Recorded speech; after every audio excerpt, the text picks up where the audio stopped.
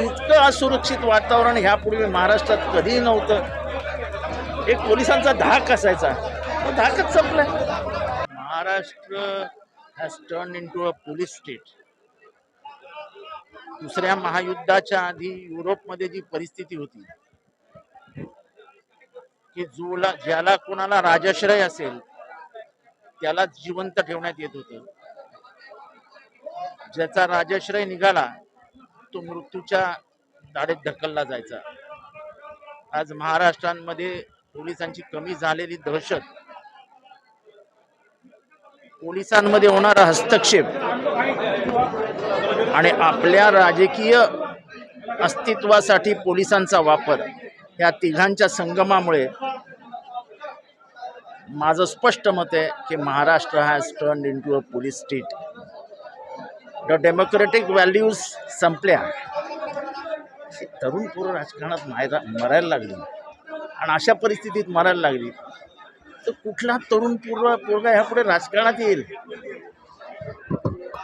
आमच्या बायकाई पोरं आम्हाला सांगतात सोडा ते बस झाले, काय चालू आहे बघा महाराष्ट्रात. जर सुरक्षित वाटणारच नसेल, आम्ही समाजामध्ये जातो, आम्ही गराड्यात असतो, कोण कुठनं गोळी मारेल काही सांगता येत ना. इतकं असुरक्षित वातावरण ह्यापूर्वी महाराष्ट्रात कधीही नव्हतं. एक पोलिसांचा धाक असायचा, तो धाकच संपलाय. आणि ह्याला जबाबदार शासन आहेत. शासन जोपर्यंत ऍक्शन घेताना दिसत नाही तोपर्यंत काहीच होणार नाही.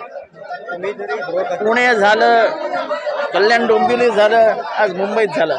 इतका हसतमुख पोरगा, सगळ्यांना आदराने अदबीने वागवणारा पोरगा.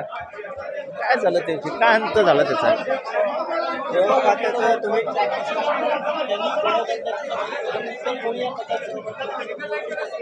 काय ते त्याने झालं ते झालं, तर काय काय त्याच्यावरती काय करणार आपण? तो पण त्यांनी स्वतःला पण मारून घेतलं.